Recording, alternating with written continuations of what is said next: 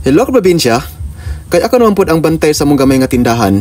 Ang akong gibuhat kay akong gipang-arrange kay para presentable tan-awon ang atong mga baligya. Dili siya gubot unya dali ra pod makita sa mga customers. Mo ni siya ang among gamay nga negosyo diri sulod sa among balay. Hello ka probinsya, maayong buntag sa tong tanan. Welcome diri sa among gamay nga tindahan diri sulod sa among balay. So, kung ako nagkamali ka probinsya, nag-start mi aning amo ang gamay nga business. So, way back 2022 or 2023. So nag-start mi ani ang amo ang kapital kay 2,000 lang. So karon naluy-an pud siya. Ang kapital ani tanan ka probinsya niabot na siya og 15,000 kay napud may gamay dito nga prosen. Ang purpose na namo nganong nagbuhat pag ani nga tindahan ka probinsya kay instead nga mopalit mi dito sa gawas.